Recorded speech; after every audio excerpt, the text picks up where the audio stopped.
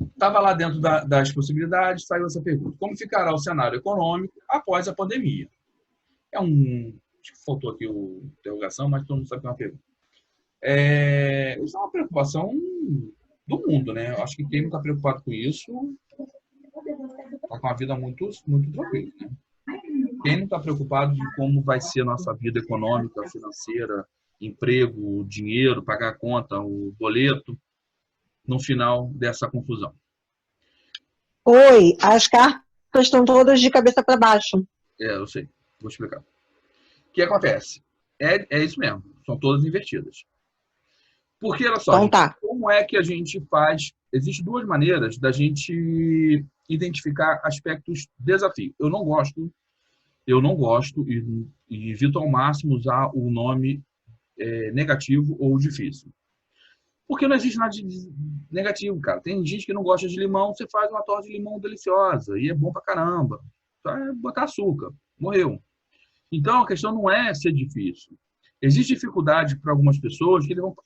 Tem um exemplo que eu dei na última turma, que eu tinha me questionado a respeito dessa questão sobre o que é desafio para um para outro. É muito simples para vocês entenderem. Você pega numa mesma panela, coloca uma batata e um ovo e acende o fogo. Elas vão estar sobre a mesma tensão, a mesma pressão, a mesma temperatura, na mesma panela, na mesma água. Só que tem que o ovo vai reagir àquela tensão e vai endurecer, e isso vale para nós. Às vezes a gente se endurece sobre uma tensão, uma pressão, um calor ali. E a batata vai se amolecer. Então, sobre a mesma condição adversa, a batata que era dura se tornou mole. E o ovo que era muito mole se tornou duro. E aí é a mesma coisa. Então, por isso que eu vejo no aspecto desafio como sendo uma oportunidade de nós nos amolecermos. Em alguns momentos, e aquele que é mole demais, passivo demais, concordado demais, concordino demais, fica um pouco mais duro, mais decidido. Ó, isso eu quero, começar a dizer os nãos necessários. O não é tão necessário quanto o sim, tá certo? Tá bom, gente? Vamos lá. Então, olha só, como é que eu vejo os aspectos de desafio? Tem duas maneiras que normalmente a gente usa. Na verdade, existe três, mas a terceira é um pouco mais complicada. A terceira é a intuição. Essa aí é bem de cima e tu só surfa. Quando vocês estiverem mais afinados, vai estar show de bola. Você vai jogar o jogo e você vai ter a intuição. Se aquilo dali é o aspecto positivo ou negativo. Mas quem está falando não é você. É seu guia que encostou e falou: isso aqui é negativo, tu segue. Para a gente fazer a gente, né, consciente, né, online mais consciente do que a gente está fazendo, tem duas maneiras. Uma é você embaralhar as cartas de uma forma aleatória.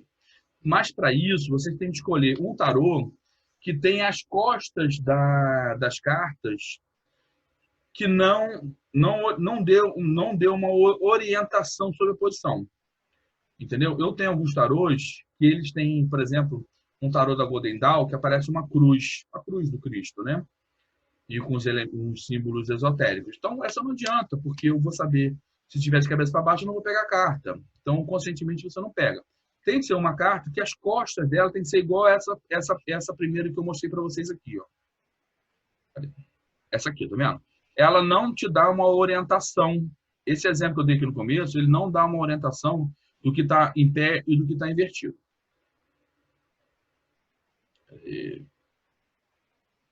Beleza. Então, o que eu fiz? Uma da maneira é essa. Você baralha o negócio assim mesmo, baralha para seu consciente não entender e você tira de forma aleatória. Essa foi a forma que eu tirei. Eu embaralhei tudo de forma inconsciente, virei a cabeça para o lado e tirei as 4 cartas. Calhou de sair as 4 invertidas. Mas eu vou falar sobre isso. A outra forma é você montar uma coluna ou uma linha, dependendo do sentido do jogo que você está montando, você monta uma coluna. Eu jogo muito por coluna. Eu boto os 4 planos em pé. Botei deitado aqui porque não cabia. E aí eu tiro uma para positivo e eu tiro uma para desafio. Então, o desafio, não importa se é a carta do Sol. Eu vou ler o desafio do Sol. E não importa se é a carta do diabo no positivo. Eu vou ter de analisar e achar o positivo do diabo se ele tiver na carta do positivo. Certo? Isso também é um exemplo. Faz muito... Isso tá tudo claro, né? Se tiver, vocês falam para mim aí. Faz muito sentido, gente. O cenário econômico, depois da pandemia, está de cabeça para baixo.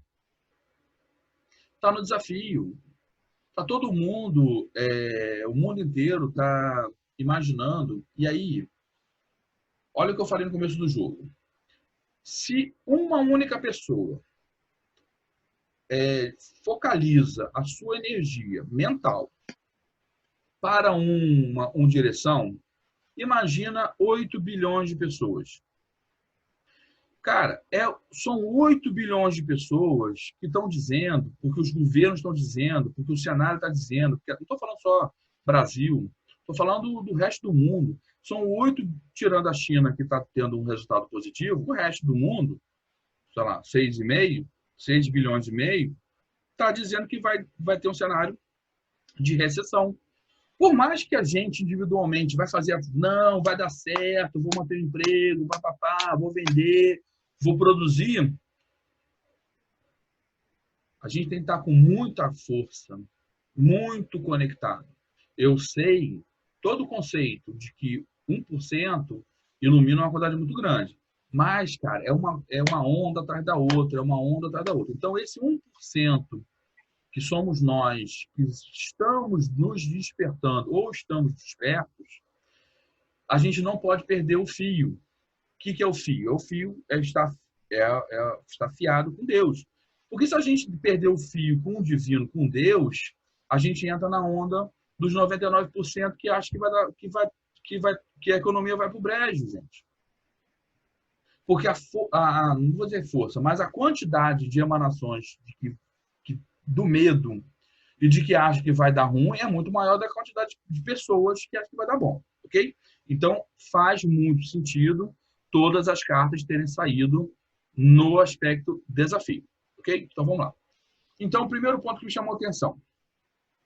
Saiu tudo arcano menor. Não saiu uma maior. Isso é bom ou ruim? Eu vou falar para vocês. Assim, é bom, certo? Dos males o menor, já diz o ditado. O arcano maior, ele tem um arquétipo. É como se ele tivesse um quantum de energia maior. O arcano menor, ele traz um arquétipo, mas o arquétipo dele é mais circunstancial. Tá certo? Ele é mais do cotidiano, ele é mais ligado a uma ação, a um processo.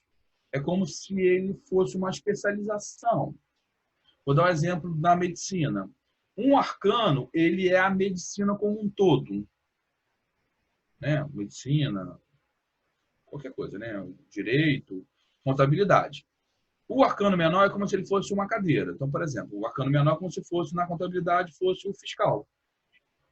O fiscal ele é apenas uma pasta dentro do que abrange a contabilidade. Na medicina, ele seria, por exemplo, uma cadeira do endócrino.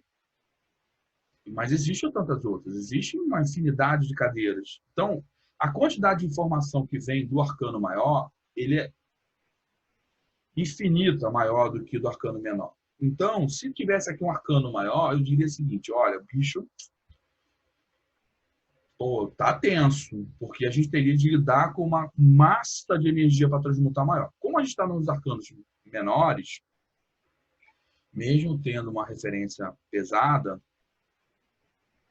cada um de nós podemos modificar nosso destino. E, pega aí o pulo do gato. Cada um de nós, individualmente, podemos modificar o nosso destino individual, porque nós não podemos modificar o destino do outro. Isso é magia negra. Mas a gente pode modificar o nosso. Então, se eu modifico o meu para o bem, Sussu modifica dela para o bem, os outros coleguinhas modificam deles para o bem, nós já temos aqui, assistindo aqui essa aula, tem 10 pessoas. Se todos nós vibrarmos o bem, Deus vai utilizar a energia de 10 pessoas vibrando por bem. Ele já vai combater a energia de não sei quantos mil vibrando por mal. Tá? Isso tem que ficar claro aí, a nossa responsabilidade e o nosso poder. Poder nós temos, ok? Porque somos filhos de Deus. Isso tem que ficar claro. Então, assim, numa visão rápida do tema, da leitura, vemos nos 4 planos cartas invertidas indicando os aspectos e desafios das cartas. Fica claro o alerta para termos responsabilidade nesse período. Então, gente, é responsabilidade. De quem? Não é do vizinho. Eu não posto nada fazendo comentário político, mesmo tendo as minhas opiniões, porque eu acho que isso não resolve. Eu tenho que fazer o meu. O que é o meu, cara? É varrer a minha calçada, é manter a minha casa em equilíbrio, é manter a minha postura mental sã e saneada. É o que eu posso contribuir. Então, estou contribuindo com o que eu sei, que é o tarô. Então, é isso que eu estou contribuindo para o mundo. Eu não quero contribuir com o lixo. O lixo já tem para cacete. Tem no mar, tem no ar, tem na terra. Não é mais. O trabalho agora é sanear. Vamos lá. Ok.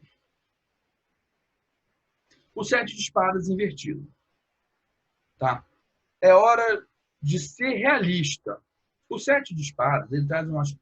O 7 de espadas não é uma carta muito gente fina, né?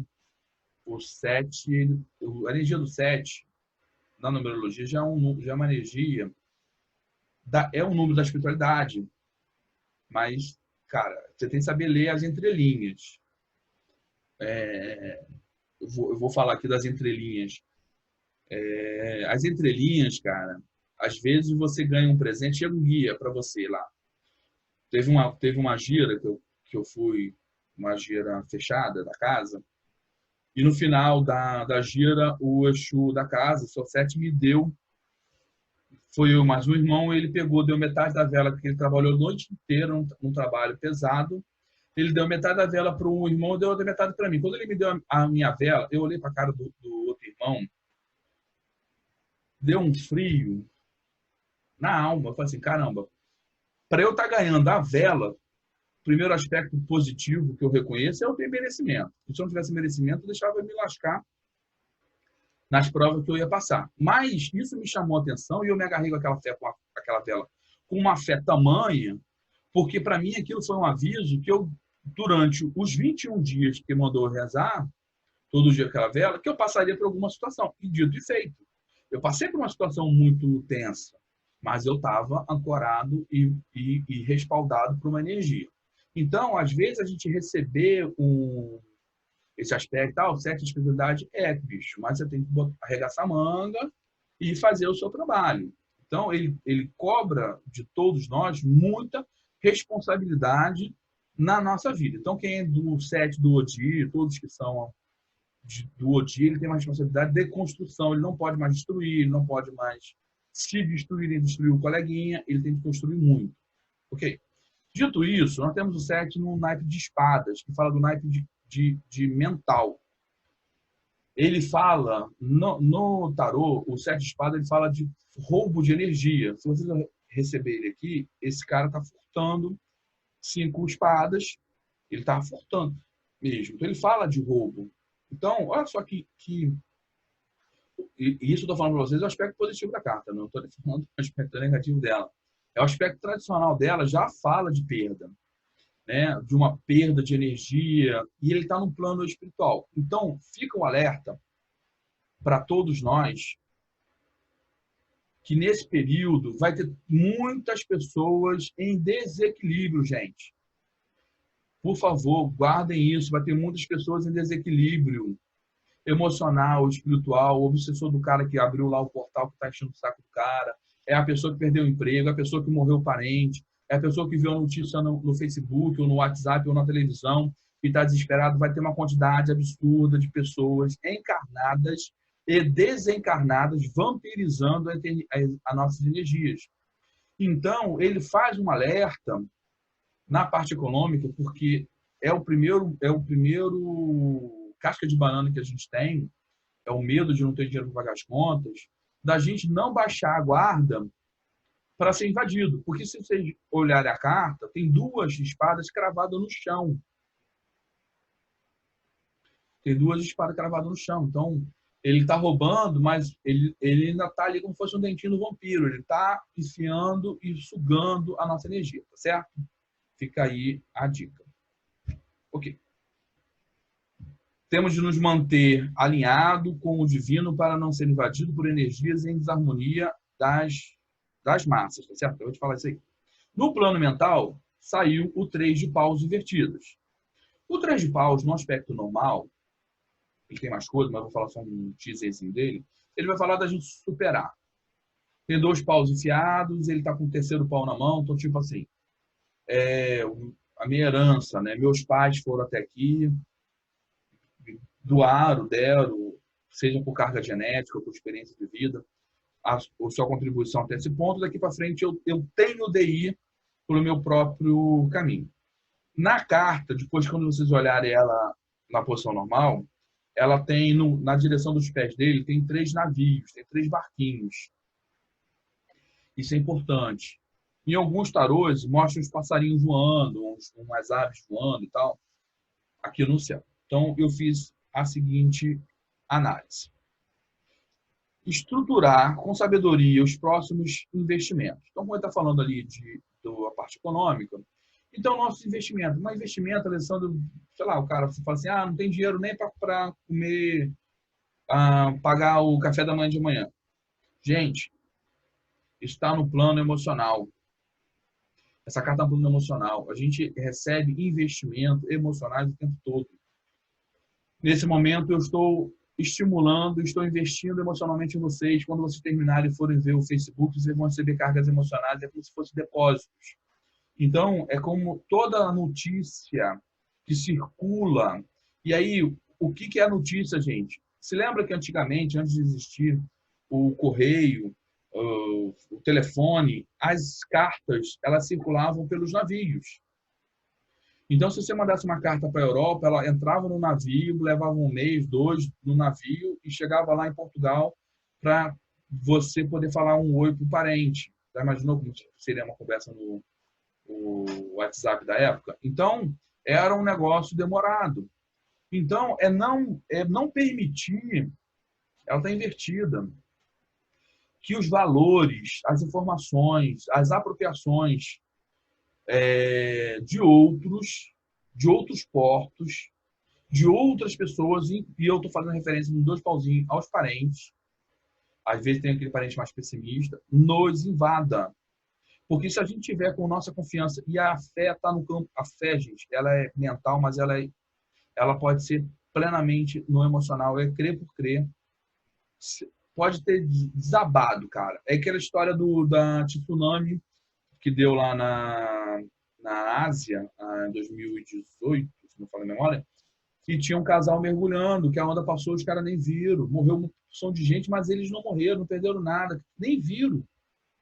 É isso, gente. Pode desabar o mundo, mas se a gente estiver bem estruturado, confiante nos nossos valores, e a carta de paus fala do fogo, mas fala da espiritualidade. E o 3 é o número do divino, porque ele vai falar do pai, da mãe e do filho, vai falar né, na Igreja Católica vai falar do Pai, o Espírito Santo e o Filho. Então, ele vai falar da Trindade. É o triângulo, ele fala que é a união do horizontal, que é a terra, com a lança, que vai nos conectar com a espiritualidade. Então, no 3 de paus, ele vai ter um caráter muito forte da confiança e da fé, que está num campo... Não é isso? Não, está no campo mental. Ele está no campo mental. Então, a gente estar com essa convicção mental, a certeza plena, absoluta, de que sou merecedor, cara. Pau pode comer. Pau pode comer, cada um vai entrar na briga que quiser. Eu não quero entrar em briga nenhuma, então eu vou passar ao largo. Eu vou mudar meu caminho. Eu não vou estar na hora que der a confusão. Eu vou estar bem. Eu vou manter meu emprego, eu vou manter minha renda, eu vou manter as minhas posses, eu vou manter minha saúde física.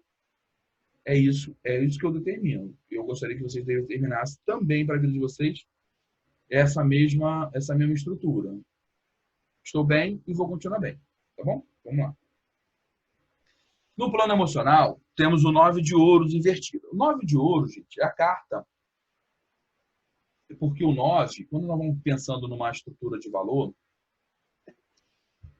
vocês percebem que eu faço a leitura do tarô usando uma porção de informação. Então, astrologia, numerologia, history, H2, né?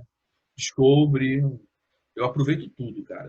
Tudo que eu vejo eu vou usar em algum momento. Isso fica maturando, né, dentro de mim, aquele vinho que vai ficando mais velho, vai ficando mais saboroso. Então, é entender. O 9, num arcano que fala do naipe de ouros, que fala de valores. O naipe de ouros, ele não fala só de dinheiro, é tudo que é valor.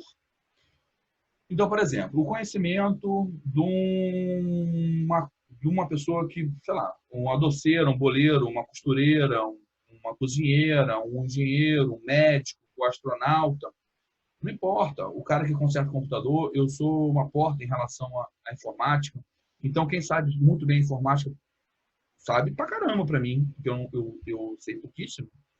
Então, isso para mim são valores. O conhecimento é o valor, gente. O nosso xixi faz parte do nosso valor, o nosso cocô, o nosso suor, são aquilo que eu produzi dentro de mim, ok? Por isso que um dos campos que fala de valor está no nosso intestino. Beleza. No 9, ele dentro de uma numerologia até de 1 ao 9, existem alguns outros números que são chave, né? Que é o 11, é o 13, é o 27, é o 22. 22 fala, por isso que o arcano tem 22, o 22 fala do número da perfeição, é o 22. Então, tem outros números chave, mas não vão entrar nesse ponto. Nós vamos do 1 ao 9, quando chega ao 9, vira 10. Quem é 10? 10 é 1 mais 0. 1 mais 0 voltou a ter 1. Então, é o topo da curva, do cume da montanha, da energia. Da energia de quem? Dos valores. Mas ele está invertido. Se ele está invertido, no plano emocional, o que eu preciso ver? Eu preciso ver, gente, ser empático com o outro. Rever os meus valores emocionais. Rever as minhas, por exemplo, meus prêmios, minhas premiações, né? Nós, como humanidade, somos muito consumistas. Então, por exemplo, quem não fez uma comprinha quando estava chateado? Ou parou para comer? Ou parou para beber? Ou parou para jogar? Uma boa parte, gente, da sociedade, ela tem como válvula de escape da sua frustração aspectos de consumo. Então, a carta do 9, ele vai falar do consumo, porque ela está relacionada a um naipe que fala sobre valores, posses, corpo físico, dinheiro, recurso, dinheiro. Ele não fala de trabalho. Quem fala de trabalho está na carta de paus, ok? Ele fala de dinheiro, ele fala de corpo físico, ele fala de posse, qualquer coisa, que seja nosso, intelectual, mental, moral ou espiritual, ok? Então, se ele está invertido, eu preciso observar nesse período para eu não, eu falo nós, né? Esse jogo foi para nós. Nesse período, nós não termos válvula de escape através do consumo, desenfreado. Então, passamos, sei lá, um mês sem sair de casa. Saiu de casa, parou num bar e bebeu o bar todo. Ou comeu lá uma feijoada que chegou no dia seguinte, estava passando mal, que não saiu do vaso. Esse tipo de observação tem que ser vista. Ou ficou preso, ou houve uma outra situação que pode acontecer,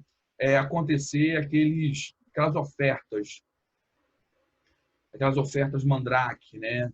Que o cara, a geladeira custa R$ 2.000, o cara faz uma oferta para você pagar à vista num boleto ou depositando na conta dele, ele te vende por R$ 500.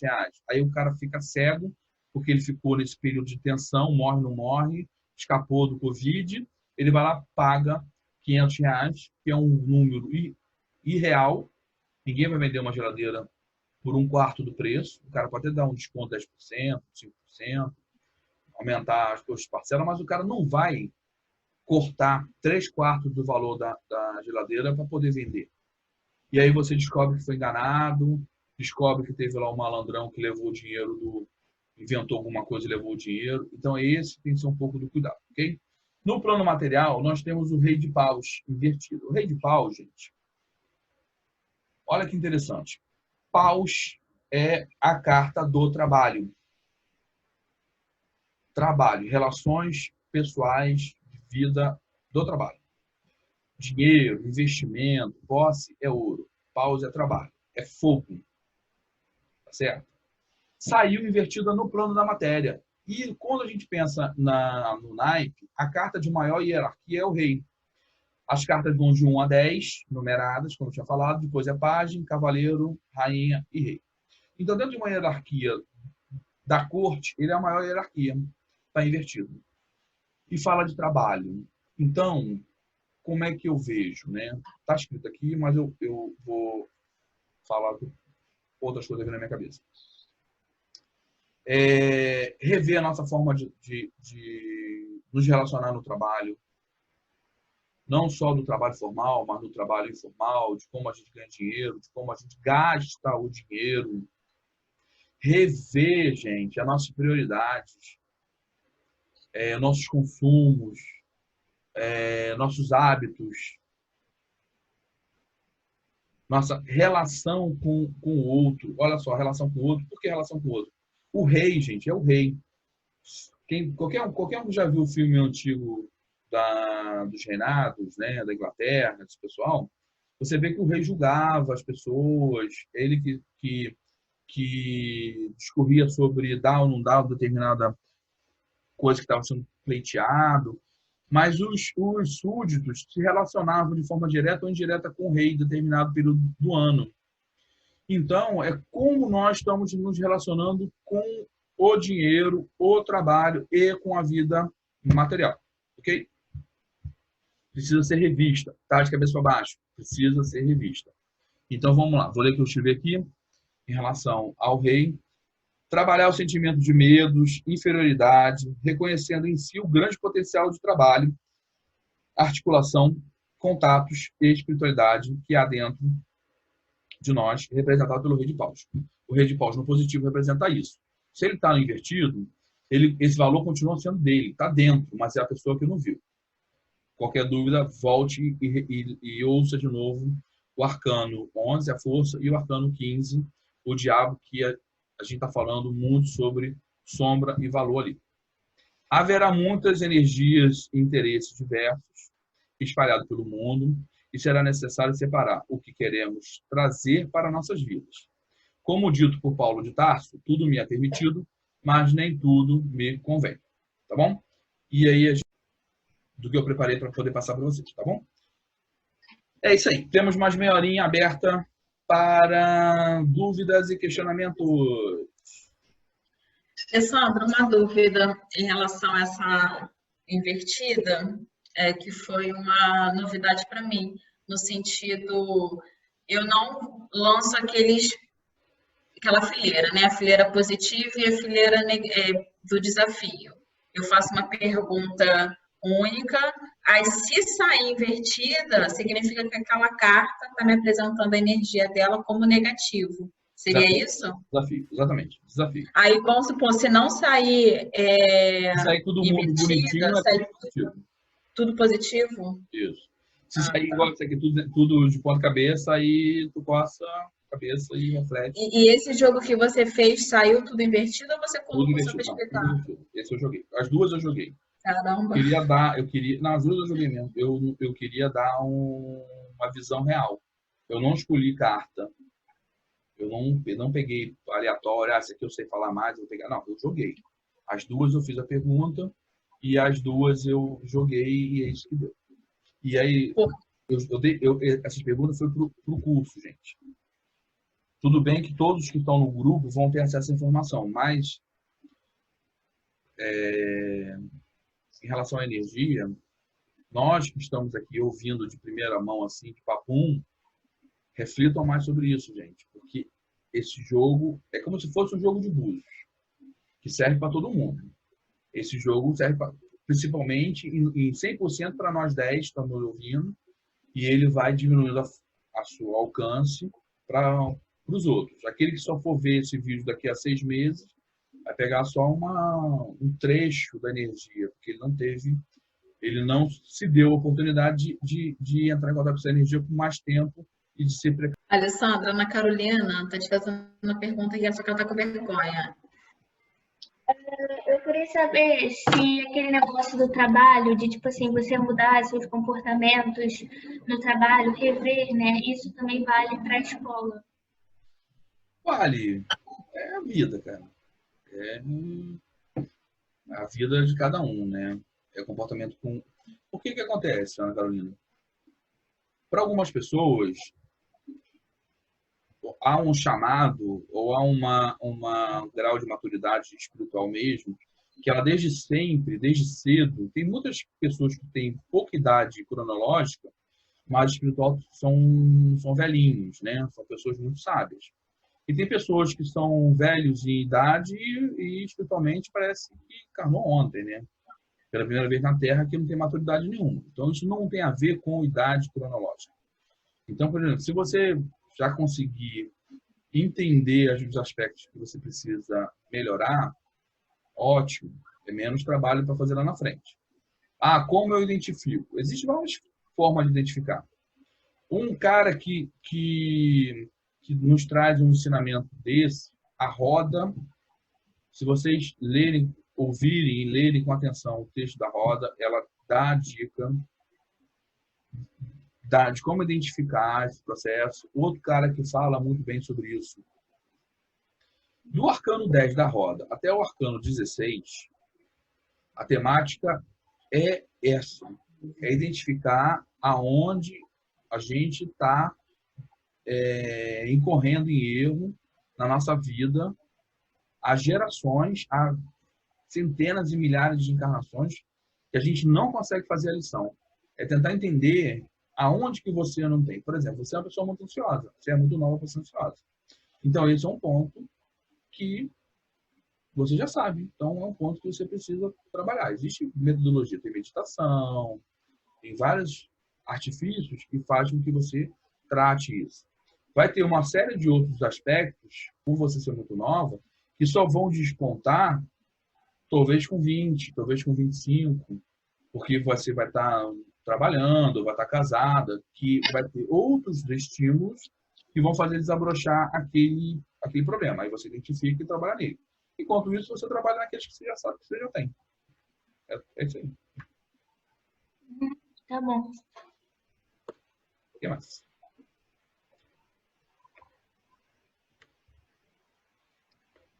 Giselda, obrigado aí por ter ficado. Sei que você ficou porque você gostou aí da prática. Sabia que você ia sair um pouquinho mais cedo, mas obrigado aí por prestigiar o nosso trabalho.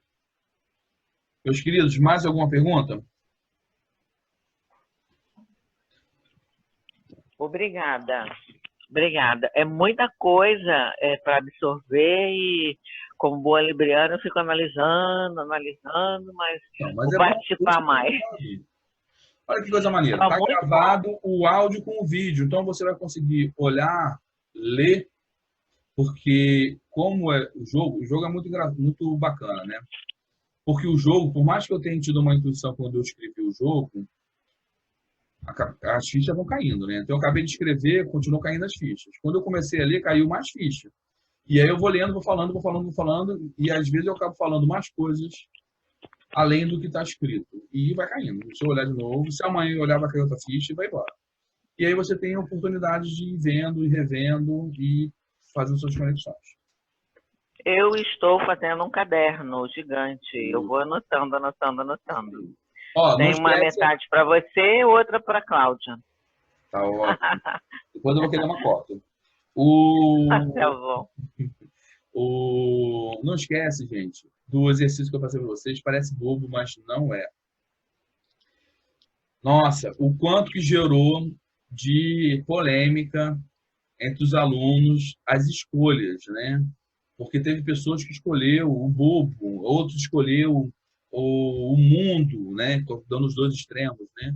E aí e os outros coleguinhas perguntaram, mas ué, por que você escolheu para te ajudar a esconder esse crime, você escolheu o bobo? Aí a pessoa justificou.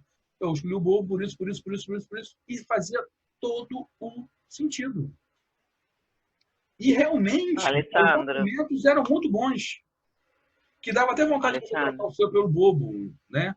Mas você mantinha o seu e tal. E aí, gente, isso dá uma ampliada na nossa visão, porque a gente tem, tradicionalmente, somente quem é míope, né? Você acaba tendo, você fixa o seu olho numa visão cônica, né? Numa visão linear. E a gente começa a perder um pouco da nossa capacidade. Alessandro, a Giselda tá te chamando. Ô, Giselda, fala aí, desculpa. Não, a gente vai responder aquelas perguntas assim? Eu gostaria, porque... Em aula, digamos assim, em aula? Quarta-feira.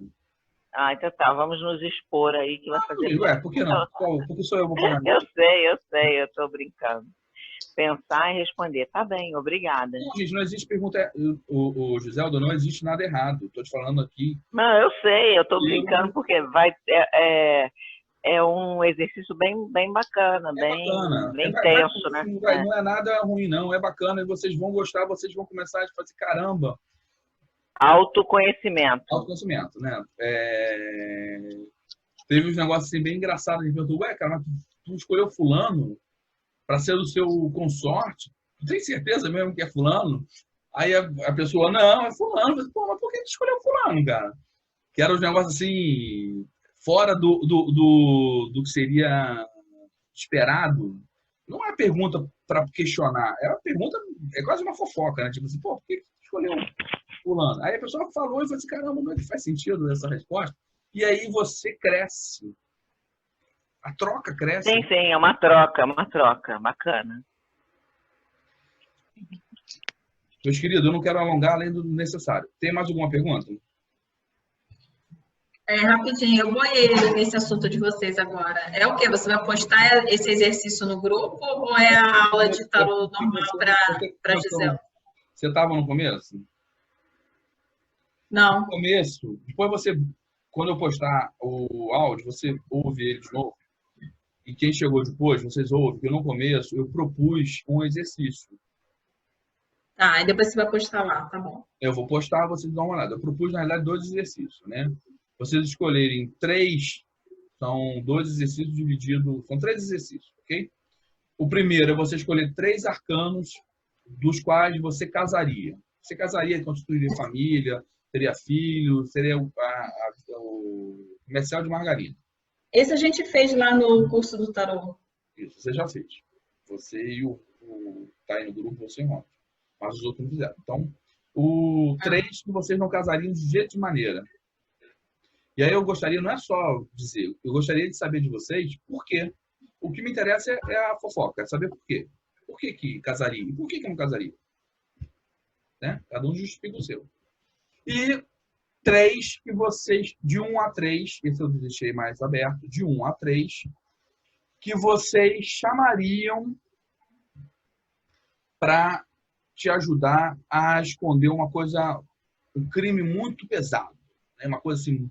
Porque, para comemorar, para ir para um bar e tomar cerveja, você pode chamar qualquer um dos 22, tá de boa. Mas aquilo, tipo, você fez uma coisa muito ilegal e você precisa de alguém que seja confiança para você. Parceiro, né? Aquele que você vai chamar, cara. A gente sempre chama alguém, cara. Na vida prática... É quase um cúmplice, não é isso? É uma pessoa que quase seria um cúmplice aí na sua situação. É um cúmplice. Pô, se eu perguntasse para você na vida prática, né, eu chamaria... uma situação dessa, eu chamaria o Alex ou o Júnior. Tá aí. Me dei bem, ainda bem que não sou eu. Já cantei a pedra para tu, Alex. Aí eu chamaria o Alex... Tá na furada, pô. Faz besteira e também me leva junto. Ainda bem que o karma ficou na família, não sobrou para mim, graças a Deus. Obrigada. Quem é que você lembra? Né? Furou um pneu, você não tem step, tá de madrugada, vai te xingar, porque vai te resgatar lá em Araruama. Quem você chamaria? Não é fácil a gente pensar em quem chamaria? Tudo bem, vai ligar para o Porto Seguro, né? Mas imagine que não tivesse. Você tem que chamar alguém. É a mesma pergunta, eu não quero falar aqui, vamos ficar gravado, mas pensa numa parada bem punk. Mesmo sendo Porto Seguro, quais dos arcanos representariam o Porto Seguro? Quem é? E a pergunta é perguntar por quê? Vamos fazer de novo, Aline. Vamos fazer de novo. Topa. Na verdade, Cláudia, eu vou fazer de novo só para ver se a minha ideia mudou de lá para cá, né? Sim. Isso, é muito bom, exatamente. Para ver se a gente mudou alguma coisa com a pandemia ou se a gente continua com os mesmos valores do passado, querendo casar com as mesmas pessoas e querendo ocultar um crime com os mesmos naipes, os mesmos arcanos, né? Aí eu não quero, não. Uma coisa que eu tenho certeza é que quem eu não casaria, eu continuo riscando geminiano, né, Alex? Continuo tirando não dá spoiler. Não, vamos desmistificar isso amanhã. Amanhã, na aula de astrologia, teremos os signos Áries, Touro, Gêmeos, para todo mundo, para a gente poder entender e poder desmistificar essa fama, esse bullying que os geminianos estão sofrendo aí pela cunhada Aline. É super gente boa, geminiano. Olha, você vai chamar Porto Seguro, Aline, vai descer o bobo e ele vai ter um acidente em Gêmeos.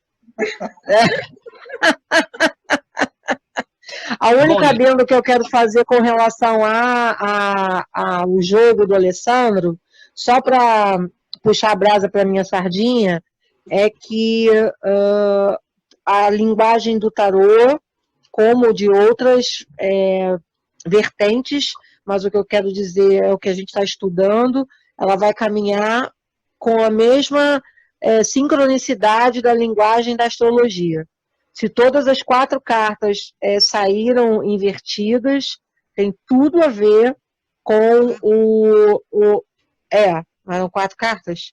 Foi, as 4 cartas saíram invertidas, tem tudo a ver com o momento astrológico, com esse conflito de Saturno no seu regente em Capricórnio, de Plutão em Capricórnio, conflituando um com o outro, obrigando a gente a ver o mundo de uma forma diferente, fazendo a gente sair da nossa zona de conforto para procurar novas perspectivas de vida. Então, na verdade, o que o universo está querendo dizer é sempre a mesma coisa, só que traduzido de forma diferenciada. Então, assim, perfeito esse jogo que o Alessandro fez, ele está totalmente coerente com o movimento astrológico, e aí a gente vai conversar um pouco sobre isso amanhã, 8 horas, tá bom, gente? Obrigada também. Adorei a aula de hoje, foi fantástica.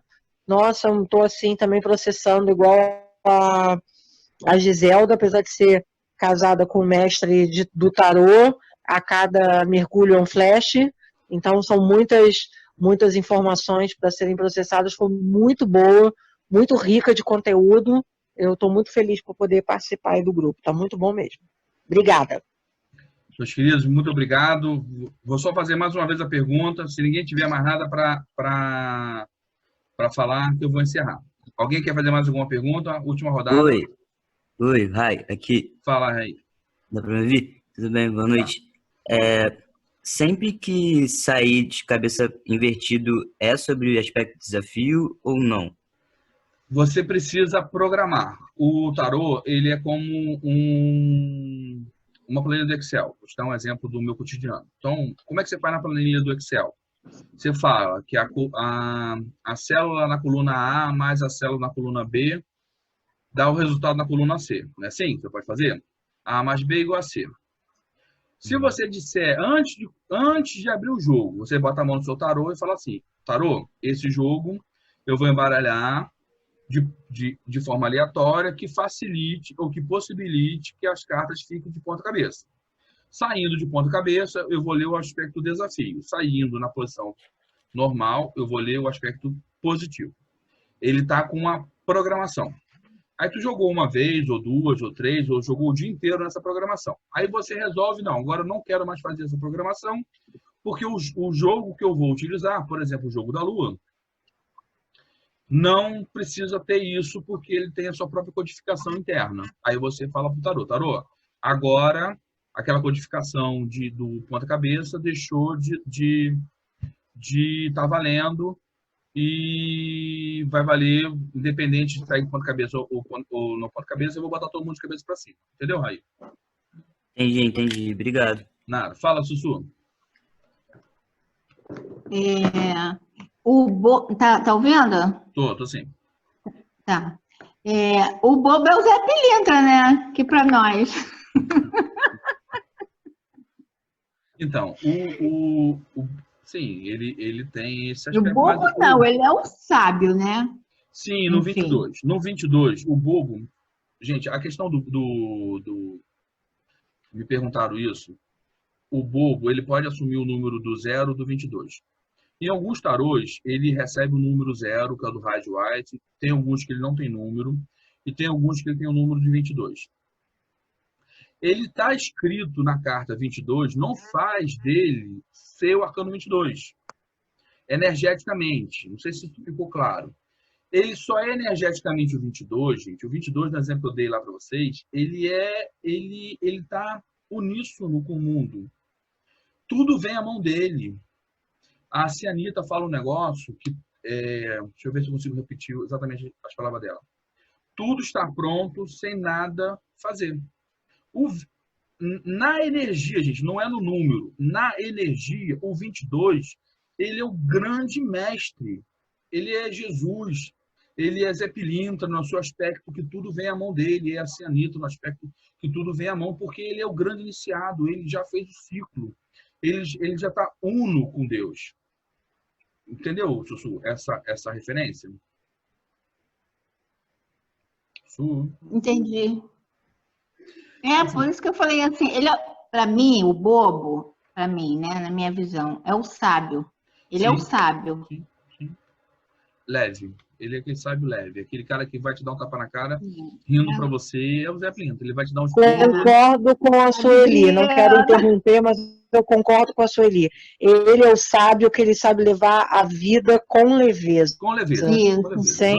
Sem peso. Ela falou tudo. Tá de eu concordo, gente. Eu concordo com vocês. Isso aí, ele vai falar a verdade. É exatamente a energia do Zé Pilintra, cara. Ele vai falar para você uma coisa totalmente desagradável, mas numa leveza tão grande que tu ainda vai agradecer ele por te dar o corpos. É isso. Entendeu? Entendi. Exatamente isso aí. Era essa dúvida. Não, porque eu fiquei com isso desde a outra semana. Eu falei, gente, desde o começo, eu falei, gente, esse homem ele é um sábio. Exatamente. Agora, já que você puxou esse ponto, então, agora eu vou retrucar a pergunta, né? Eu estou deixando aqui vocês perguntar. Vocês não perguntam, pergunto eu. E aí, me diz o quê? Quem é que representa as bombogiras, de um modo geral? Não vou abrir todas, porque nem tem como. E quem representa os Exus de Dendê? Vamos ver se tu pegou. Quem subir pode responder. Até agora, eu não lembro de todos, não, mas a força foi bem... Foi bem, como é que se diz, impactante. E aí, tu classifica a força como bombogira ou como Exu? Eita, agora tu me pegou. Cara, eu acho que a força Exu, acho que a força Exu e a pombogira, apesar de não ter visto as últimas 2 aulas, até onde que eu vi, cara, acho que é a sacerdotisa, talvez. Não sei. Então, alguém dá mais? Temos mais 8 minutinhos. Alguém dá mais? Dou-lhe uma. Exu é o diabo, né? Mais ou menos. Aí você tá pegando um pouco do... Esquece um pouco do sincretismo. Esquece um pouco daquilo que está no ponto. Pensa na energia. Quem é que faz o... Olha só, gente, vamos lá. Vou dar algumas dicas para você. Quem é o arcano que faz a conexão dos 3 planos? Tem um arcano que faz a conexão dos 3 planos. É o mago. O mago. Lembra que eu falei que o mago tem a mesma energia? Para mim, o Exu seria o mago. O mago, exatamente. O Exu é o mago porque ele faz a conexão dos 3 planos. Ele, a melhor representação do mago é o Mercúrio. Ele é o grande comunicador, ele é o grande mensageiro. Ele pega a informação do astral inferior, traz para o plano da Terra e leva para os planos superiores. Ele é o grande manipulador, ele é o grande alquímico. Quem é o Exu? Ele faz aquela magia na mão. Se vocês olharem o tarô do After Tarô,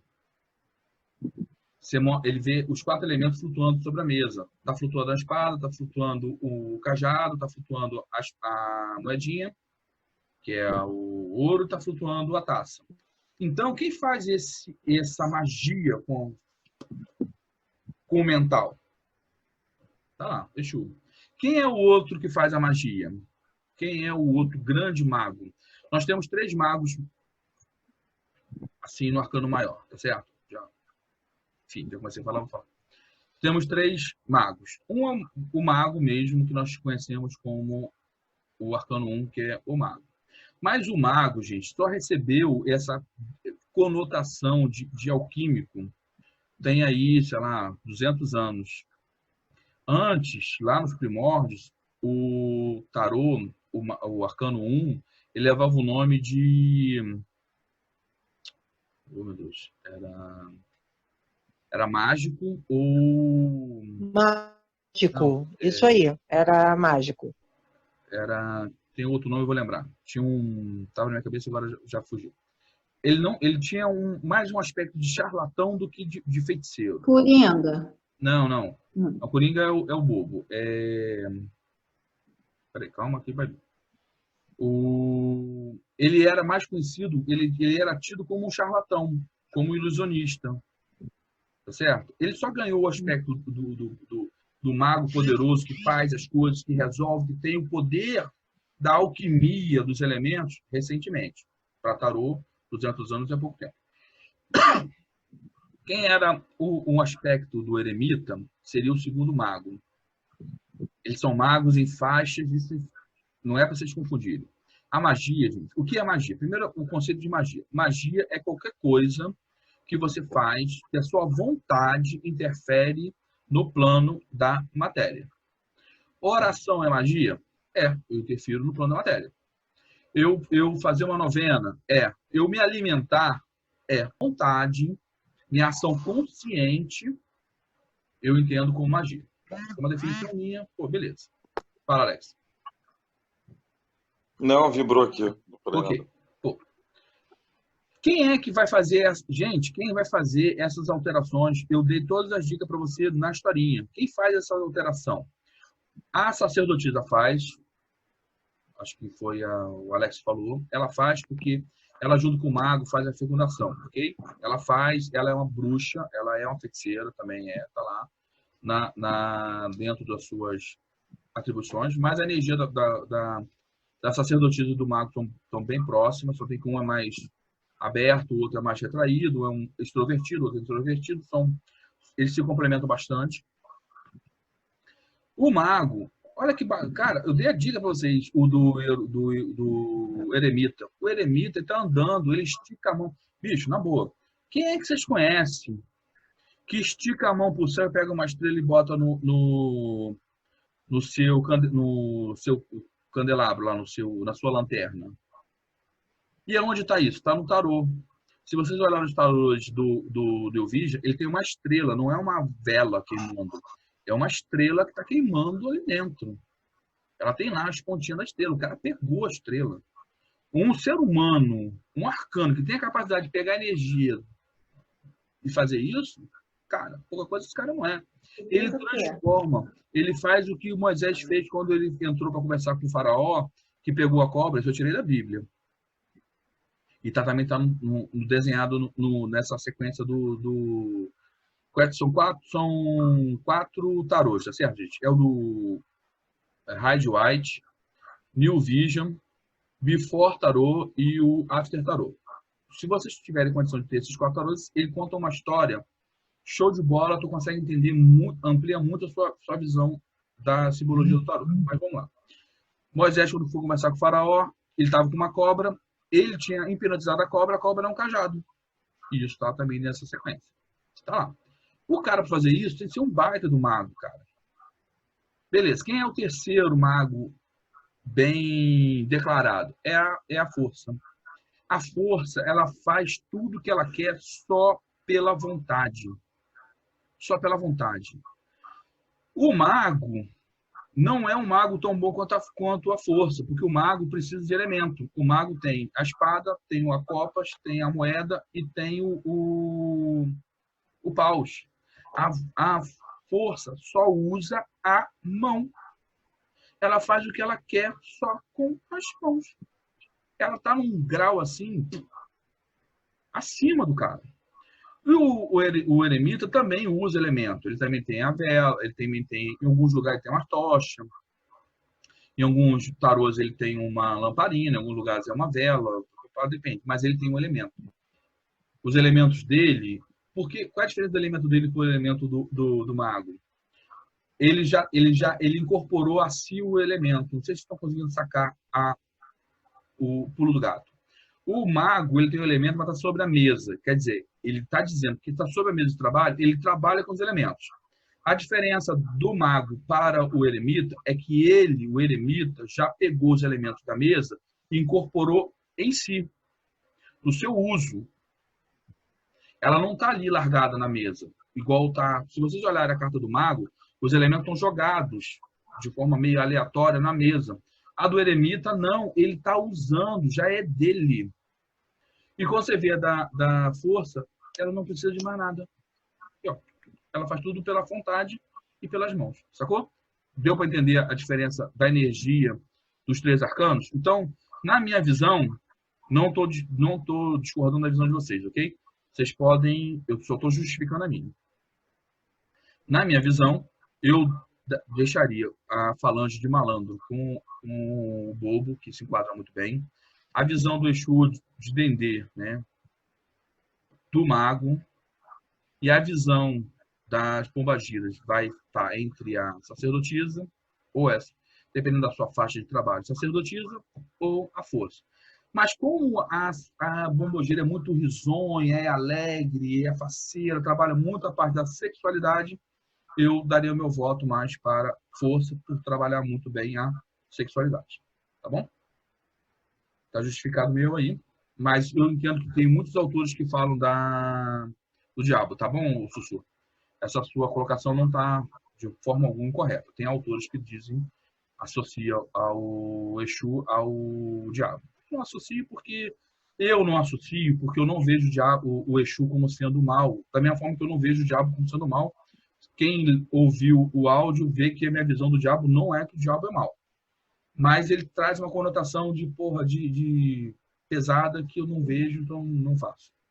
É mais por opinião pessoal.